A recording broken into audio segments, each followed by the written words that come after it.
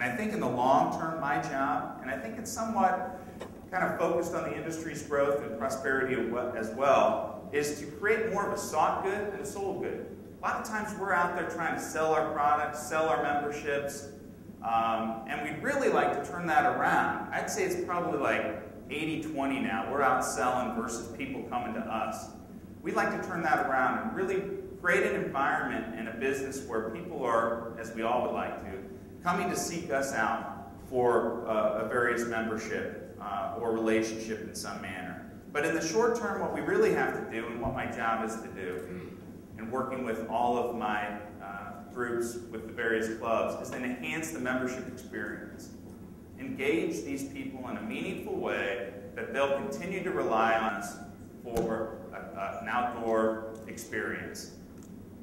According to RVIA, we have about 30 million general consumers out there that could potentially be RV enthusiasts here in the United States. General consumers or households that own RVs right now, 8.5 million. And our membership clubs, taking out President's Club, 1.2 million members. So what do? First of all, we obviously have to market to these members, make sure that they're getting value, that they have a good experience, that we're engaging them in a meaningful way. But more importantly, the bigger picture is to make sure we can find ways through our membership clubs, the branding we do with the clubs, the relationship we have with companies like Camping World, who sell and represent Good Sam Club and Camp Club USA, Point of Sale POS, the internet presence that we have, which is becoming increasingly important. The relationship we started with Ken on the coast side, literally taken about 50% of the calls that we used to get at the call center and moved all those transactions online, which has saved us hundreds of thousands of dollars, and at the same time increased the relationship that we have, the value of the relationship that we have with the member.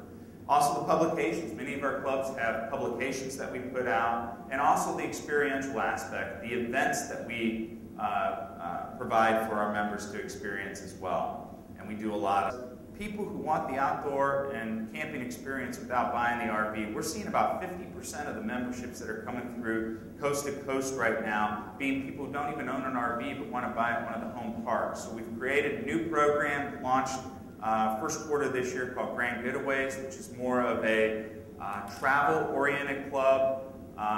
Not as much camping, but if a park or an affiliate wants to add in a camping component, we have the flexibility to do that. It's worked out very well. We have about 700 memberships, 3 or 4 distributors, and continuing to grow every day. Coast to coast. This is where the love affair really started between Digital Res and Ken. Ken, I've heard the story a million times about how you were in there 9 years prior to when my team kind of came in, but we felt it very important that we take really a company that had been in somewhat disarray, as I mentioned earlier, and try to turn it around. We're still not there. We're still struggling with it every day, but I think we're doing a better job, and one of the reasons why I think we've been able to turn it around is by working with Digital Res to institute our reservation system. I think we turned it on January 1 of 2004. Ken was actually not with us. He was down here on the beach of Barbados being very confident that there would be no problems with it, and there were really no problems with it. Yeah, I can't say enough about the team at Coast that really participated and implemented the program. It was a good collaborative effort, and it's worked extremely well. I think to date, correct me if I'm wrong, we're over 160 some odd thousand reservations. I think we're 400,000 or 500,000 nights. It's just been fantastic. At the same time, we added a little twist to the reservation system and also converted what we were utilizing, which were camping cards, which our members would buy, basically vouchers that they can in turn utilize at one of our affiliated parks, one of our about 500 affiliated parks, to have a free night of camping. The whole concept of Coast to Coast is based on reciprocity. If I own at a member park somewhere, I have the ability to go throughout the network of Coast to Coast to another reciprocating property and stay there.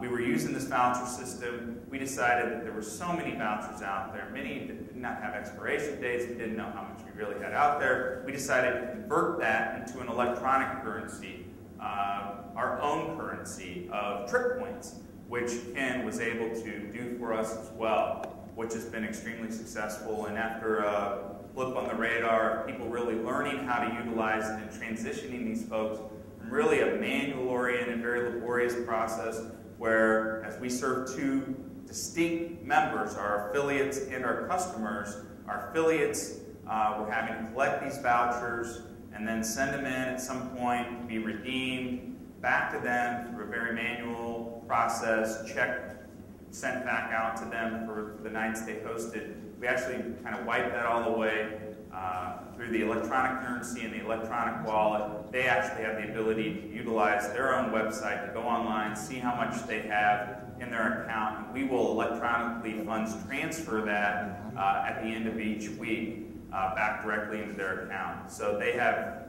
a tremendously better experience than they once had. And our members the same size. Now they have the ability, because we had no reservation process before except on our upper tier product, to make a reservation. Now all of our members have the ability to make a reservation throughout the system, which has obviously provided a lot of comfort knowing that they can book ahead, they can print out a confirmation, arrive at a resort, and be amply served in that manner. People about the system, which once they got on it, they were pretty adverse initially, but once they got on it, they realized, man, this is easy. It was very, very easy to do. All internet-based, all real-time. When a member made a reservation, they could see it at the same instance, and that was a huge leap forward, I think, for the industry at large, and especially coast to coast. But the quote was, the only place success comes before work is in the dictionary. So I think we have to work very, very hard if we're going to be successful. We have to collaborate. And I think it does boil down to these 5 P's: preparation, participation, priorities, passion, and perspiration. Hopefully my message today is, as you've been able to hear it, is not all gloom and doom, but it is about the endless prospects that are out there.